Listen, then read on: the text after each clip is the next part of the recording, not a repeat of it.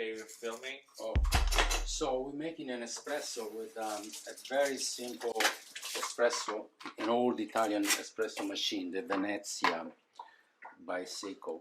How old is this machine? Oh, this is probably 20 years old or something. Oh. Yeah, okay. You can buy on Craigslist for $25, $50. People don't know what to do with them anymore. So unless the pump is burned, they work really good.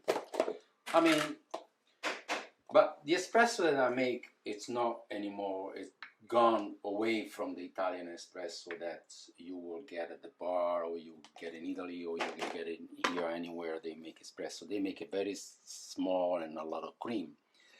I make it with espresso coffee, but also I like to offer a healthy coffee. So I mix it with organic cocoa oil, which gives a little bit of substance, and then one each. Oh, and did you learn this somewhere, or is this your own recipe? It's my own recipe. I came across no Italians would ever drink coffee like that. They would crucify you.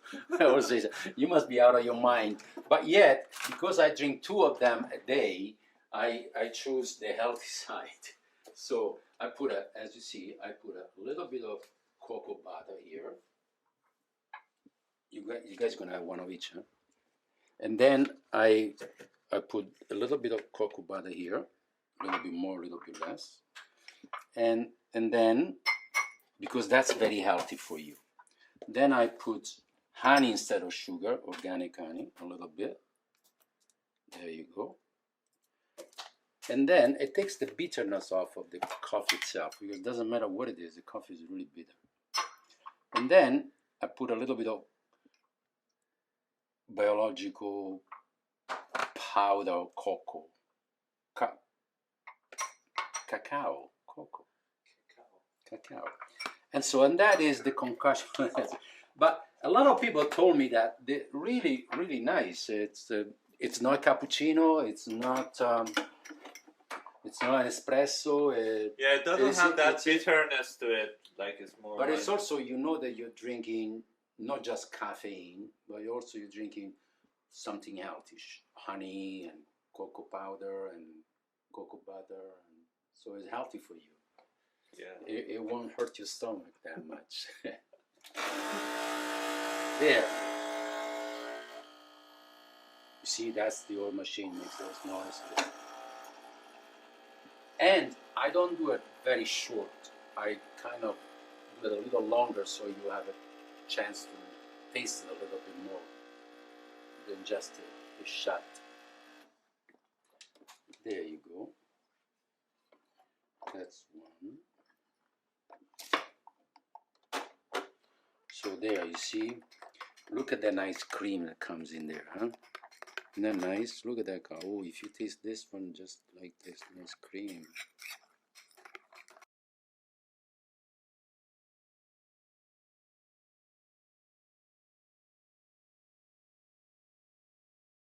My name is Lorenzo De Francesco, and I was born in Italy, Rome, 1947. I had a regular childhood, and actually I was raised on a fourth floor in a basement of a building in Rome. And like a child, I played like everybody else. I went to elementary school, and then we moved as a family in another area of Rome. And I was raised on from there on the 4th floor on a part of a building. I played soccer when I was a kid. I went to school. I wasn't a very bright student. I had a lot of difficulty on concentrating and so on. Years of my teenage years, I started having some kind of understanding that the reality of this world wasn't really satisfying. And so I had a taste of some kind of a bitterness, or some kind of insatisfaction, not bitterness, insatisfaction and incompleteness about looking at the world, and didn't know what to do with that kind of sense inside, that kind of informations within myself, and I ignored it for a long time. During that time, between the age of 15 to the age of 20, I had several several experiences of a spiritual understanding. Then they were tied up with the biblical teachings and the church and so on. Withdrawing a little bit from the regularity of life and withdrawing from the world, so to speak, of things that was going on in there at that time of my age, I found paintings and drawings and a very meaningful way of spending my time. And I could hear my mind, I could follow my processing, my thinking process, and so on. So I found that silent time, the working, using my hands and my eyes and my concentrations and my focus on a subject like a painting, it was a real good experience. That was satisfying. What I discovered in that period of time, not that I became a painter or I was a good painter or anything like that, but that I was compatible to a time spent in the canvas, time spent by myself. And that in itself was some very meaningful teachings. That came on later on in life, that I realized that was a real an awakening into time lapsing, time frame, and how to spend time and the meaning of time. I left Italy in 1970 and I went to work in Germany and stayed there 3 years, and I kept on paintings, and then one day paintings disappeared from my life. In San Francisco in 1973, the end of 73, beginning of 74, I discovered the possibility of doing some wood carvings. That wood carvings opened up to me the possibility of using my hands, using my energy, my physical energy, my way of seeing three-dimensionally, and it seemed to be a very natural applying of my energy and my thinking and my time and my interest. Spending time, as I said before, within myself and the object, either painting or either the sculpting, it was really meaningful. It pulled me away from the world itself, from what was going on around me, and so that was kind of a refuge. Another refuge that I had during those times was keeping a diary, keeping on writing about my feelings, my satisfactions. Most of the time was complaining about life, so to speak. After having those lessons, I started diving into wood carving, and I started with doing some deep relief. And in 1975, I left the United States, San Francisco, and came here to Vancouver. And in March 11th, I crossed the border. In September, I was ready to go into the art school of Vancouver School of Art, then now is Emory College of Art, Institute of Art. And I prepared a portfolio, they accepted me, and that was an amazing experience to be able to go to an art school. It was always my desire since my young age to go to an Institute of Art and learning what art is. It was a very inspiring, to me, it was a very inspiring topics to know artists that they lived to their own self-destructions or self-desperations or self-concentrations or absoluteness of themselves to be artists and to pay their own price as artists. So it was an inspiring motivation, a noble things to do at that time. And how do you think going to art school changed your perspective of art, like before and after you graduated from school? Actually, that going to the art school was a confirmation that one way of becoming an artist was to learn the process, to learning the physical reality of doing projects, of doing or understanding the media. And at the art school then, I was exposed to many different media, and I learned and tried to do learn the best I could get out of those medias and whatever shapes and forms were in my imaginations. The media served those images, served those visions of objects that I was making. So what I learned at the art school was the understanding of the media and the understanding what a form, how a form would be completed from start to finish, and how to put it together so the idea, the idea, the subject, the vision, the material was all once and it became oneness with the object that came out. Has a validations or has a recognitions that we are worthy of living and we're worthy of life, so to speak, and we are worthy to be. But that it's an intrinsic value that even when it is not given, it still exists. We have misconceptions that our parents makes us who we are. They don't. It's amazing, huh? Life has its own. Yeah, origin. it's a nice day.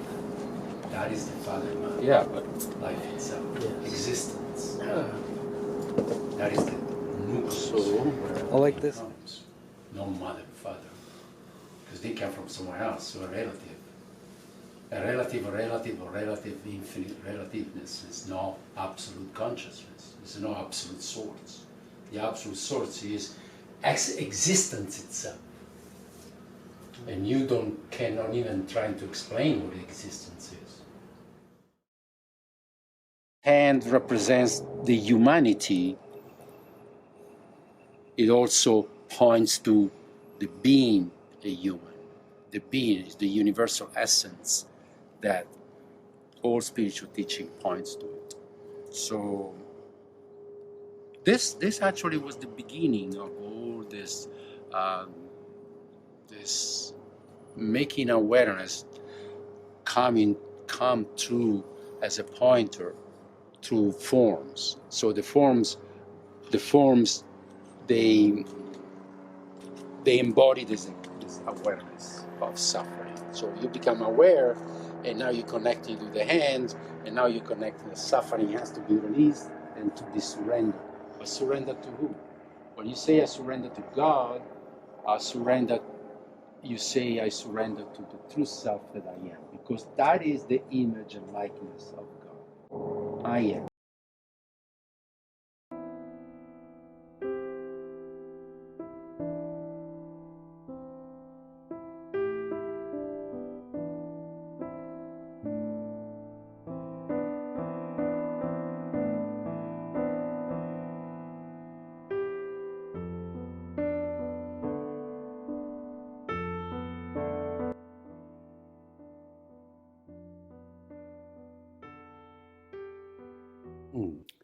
Freedom. Freedom means that the word freedom maybe is linked to bondage or not being free. And I don't feel restricted by anything, especially as a sculptor. And if that's what you mean, freedom in my expressions, using material, using forms. Yes, I have no whatsoever restrictions. Every visions that I materialized has a freedom of itself. And I consider myself free and detached by the world of forms and the world of this is what a kind of forms the sculptor does, the period of art history is related to, or the kind of dialectic that the art should be involved with. There's many, many artists that loves to do that and belong to that. I belong to no whatsoever attachments. If histories come through my work, it comes spontaneously. If forms comes from art histories, because comes spontaneously, because that universal consciousness manifests itself in its own way. If there is an individual that thinks to be conscious, universal consciousness, then there will not be the experience of consciousness, it will be the experience of the individual, which is connected to the world and the history and so on and so forth. My freedom is to live in that dimensions of universal consciousness. There is not me. There is not Lorenzo doing anything. Actually, Lorenzo had disappeared long ago, and what it continues to appear is this form. And so I don't know if that's a little bit of I know that the art world will love to talk about this or that, mind speculations, mind thoughts. I don't talk about mind created words. My words don't come from the mind. My words originated from an awareness of being. So that is probably something that I am contemplating to do. Can you see the lines in here? Is this visible? Yeah. Are they visible on the camera? Okay. So if you think about it, that it will gain one more. It will gain one in between three. It will gain one more. It's just a step before to become totally round, which that's good possibility. But the way I would do it is having to do it. Where is that thing? Am I something? Oh, here it is. Okay.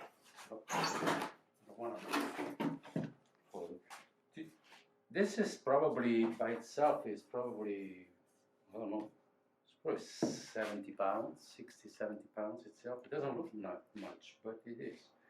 So that's the way that's going to be worked out in how to work with this kind of thing is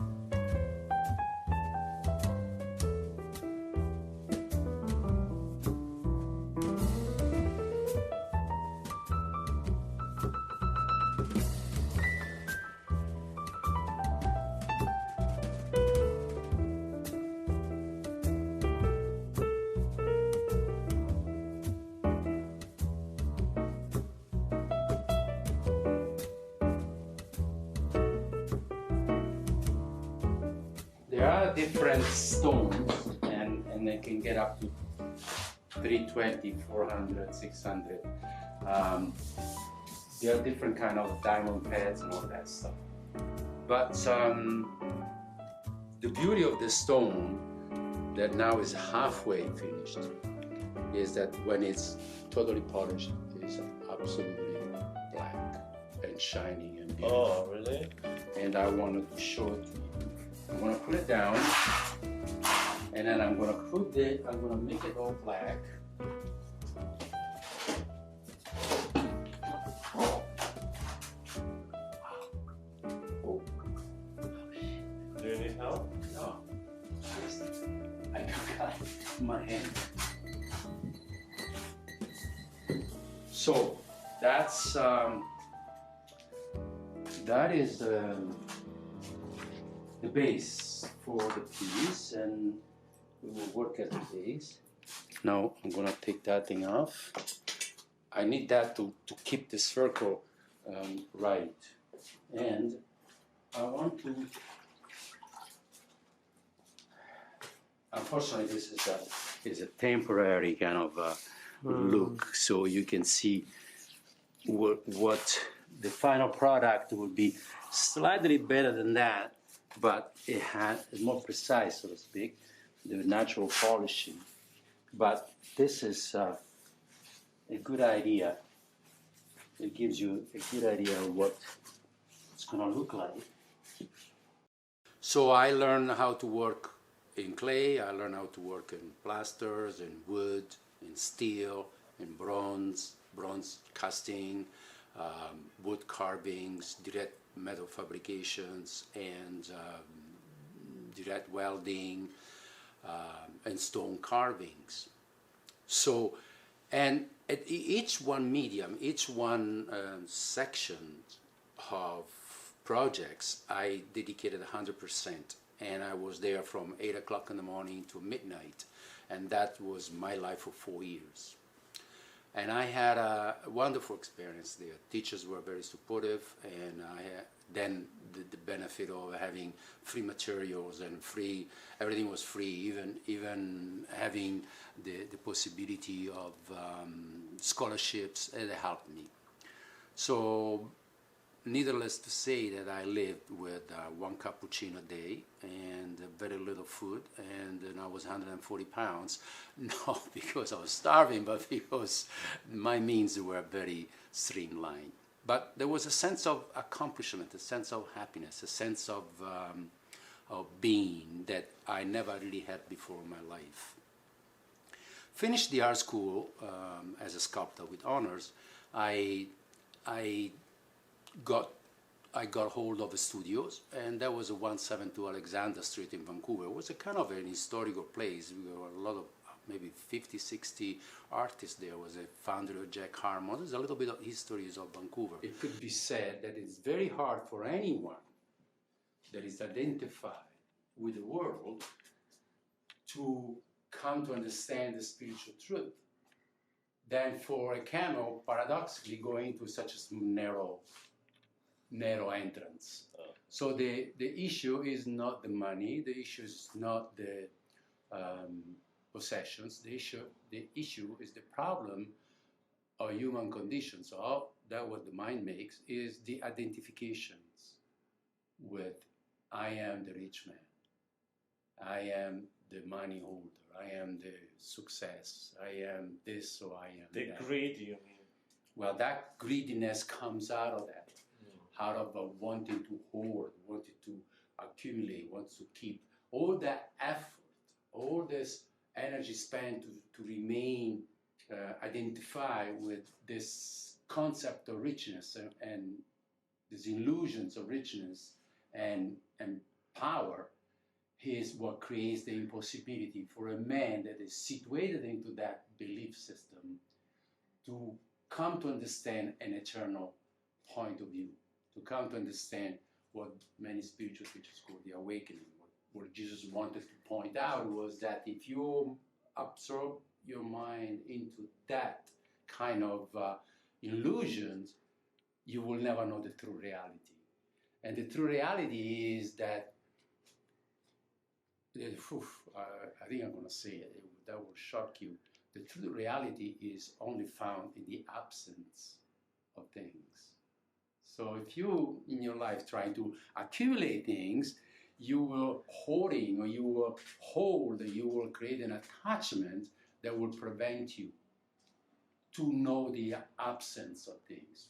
The negations of things is the entry gate for the absolute existence, for the absolute infinite reality. That's what Buddha is trying to teach, that there is no self, another.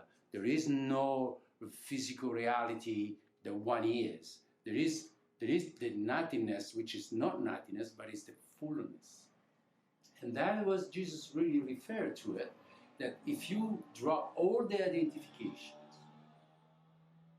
then you enter the kingdom of heaven, because you have no physical attachment, but you allow your true nature, the true self, the true nature, the spirit that he talks about, to point the way to you, to your mind, to understand the fourth dimension, the invisible one, the Turiya, what the Hindus call it, the spiritual dimensions that Jesus pointed out. So the needle, it is the visual story of an amazing truth, an amazing spiritual principle.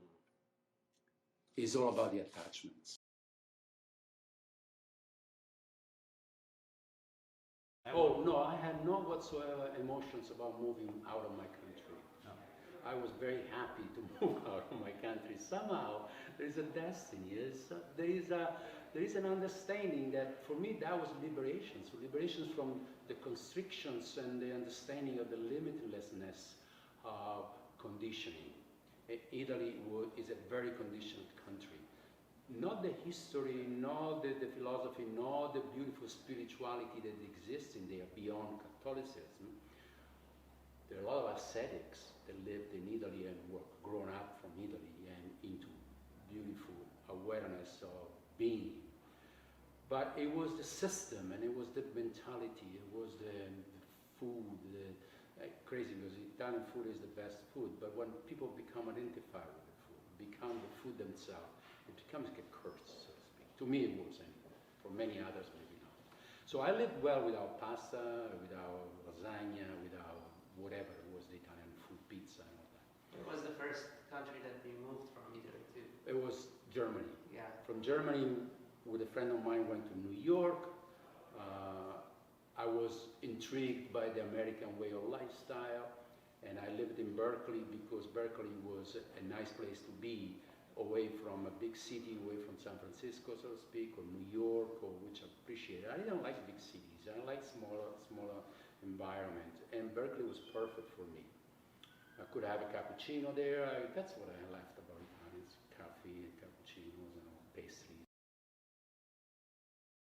So do you think art or becoming an artist is more of a like blessing and gift, or is more like skills and study? Well, that's looking in retrospective. I thought for a long time to go to the art school and learn art history, and that was very good. It was very pleasant.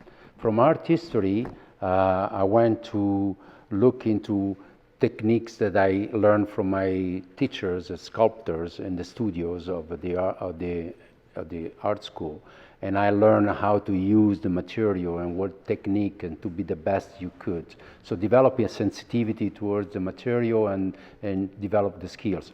Of course, you want to love to do that. Of course, you are transported to do that. Of course, you will have the sacrifice of your time and the solitude of working on your artwork and your projects. And of course, you are not concerned about time, space, money.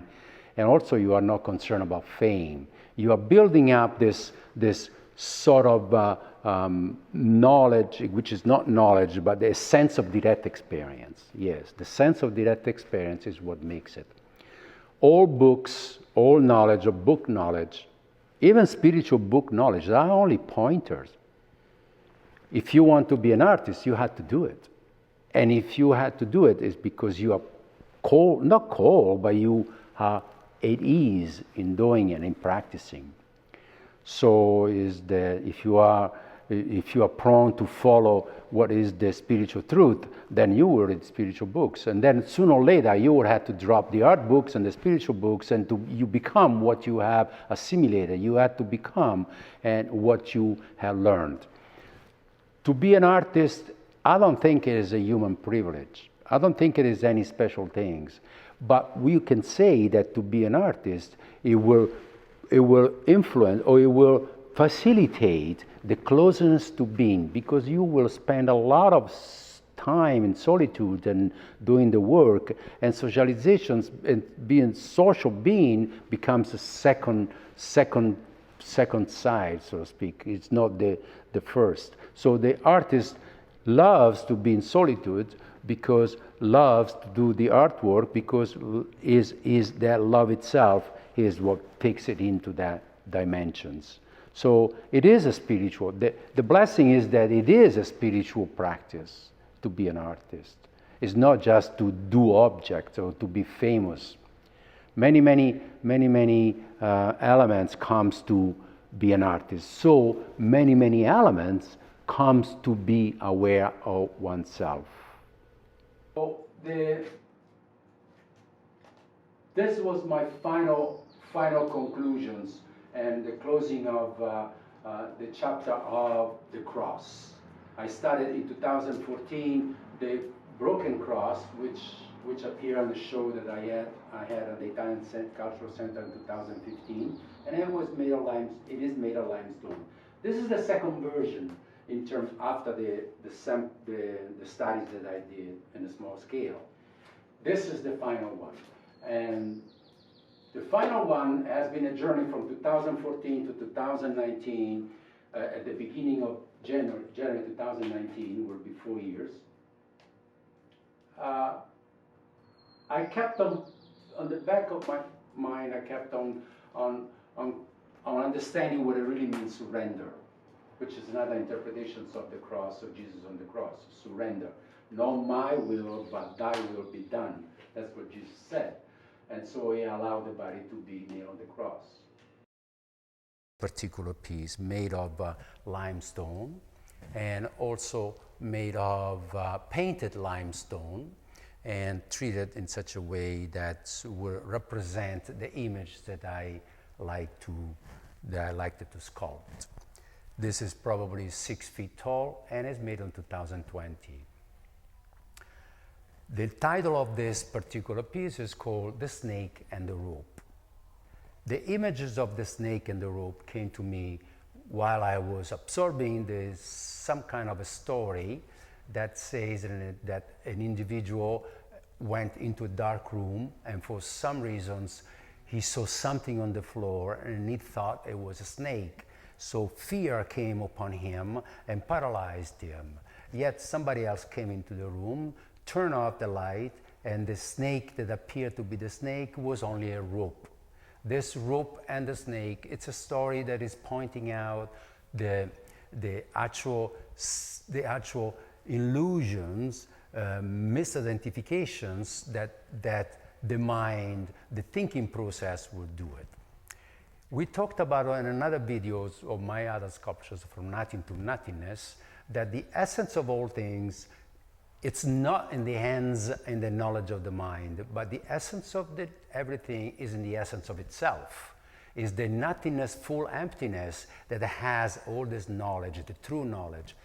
The rest of the knowledge is the knowledge of the mind. The rest of the knowledge is the knowledge of the world, which will not really help anyone to know who one is. Why is that important to me? It's because I have this natural curiosity to realize that the snake, it's not the rope, and the rope is not the snake. One appears, the other disappears, but the fact is the true essence of the snake is the rope. So if I live in the true identity that I am, it doesn't matter where I am, this I am reveals itself to be the reality beyond the parvent reality, the so-called appearances.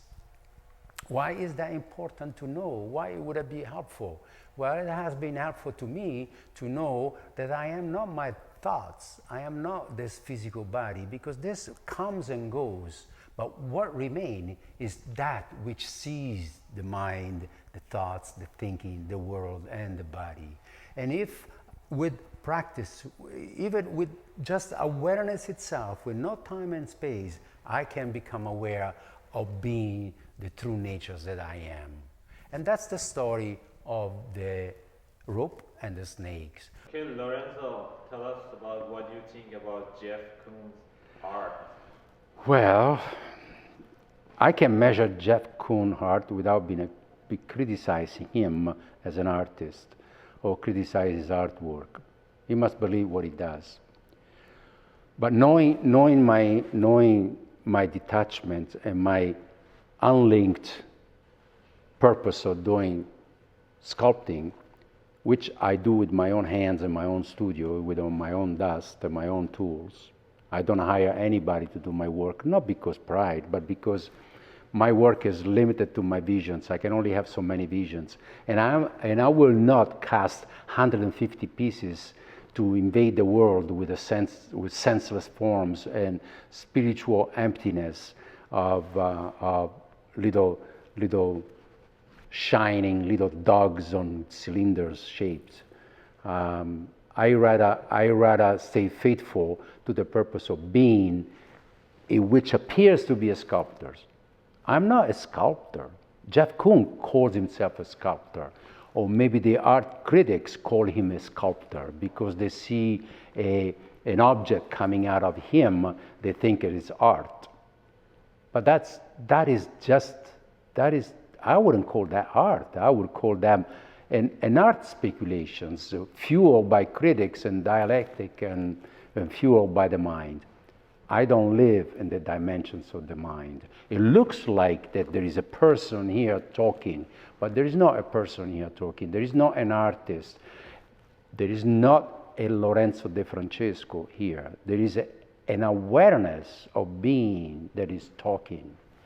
And why would I propose to be famous? Why would I encourage something like, I don't know what it is that you want to create an object and be recognized as somebody or something? If the truth is that humanity benefits by certain kind of messages, certain kind of words, certain kind of visions. Humanity does not benefit from things that belong just to humanity in the course of events, and they remain as event. They remain as utilitarian objects. So, what do I think about that? I have no thoughts about that. I'm just amazed how that can happen. So what subject you want to talk about for the conclusion of this journey coming Well, to the end? journey is not concluding. As long as you breathe, you have this awareness of breathing and be. The journey is not conclusion, so but it is the living of this being. Is living the awareness of being in a constant living. The journey here is living, and it's not journey here or journey there, but it's journey living in the awareness of being. I think that's the best I can put it for myself. And would I be content with that? Would that help me to overcome situations, emotions, feelings, sound, whatever the mind can create and confabulate to defeat, to rob you of your happiness or to rob you of your completeness, because that's what the mind does. But do you see your journey? Beyond the functioning of the mind, there is this judgment, of self-judgment that the mind creates. You want to be free from that? Eliminate the mind. Use it only when you need it. Just like the monks that say, speak when it's necessary. Right? So use the mind when it's necessary. I mean, cross the street or ride or do this or do that. Cook or go to the bathroom. But don't use the mind for knowing. Don't ask the mind to know who you are, because it will deceive you, because it doesn't know. So what do you have within you that it is you and you can respect and trust? The realization of being that being. I am that I am. It's not joke. It's the name of God. That's in the Bible says, who are you? Said Moses. And he says, tell the people down below that I am the I am. I am is the truth. I am is the way. I am is self-realization. And that self-realization helps me has this physical appearance, this body, this mind, this existing, to live the best I can without shadows, without clouds. Oh, I should have become this, I should have become that, I should have never done this, I should have. None of that stuff exists in the I am. None of that stuff exists in amness. So here, there's the flag made in white marble, did it 2 or 3 years ago. Is in commemorations of the Alpini, which is an army sector of the Italian army. Those were specialized people that went on the mountains and with the mules carrying and defending the borders on the Alpes. That's what they call Alpini, Alpes, mountains. And the feathers is characterized, on the hat, characterize the uniform. So they asked me to do it and create a relief, and I did. That was interesting. So, which is the same thing as that one. Okay. Yeah. This is the one is in Paris. Oh. Wow. Now I can go to sleep. Yeah.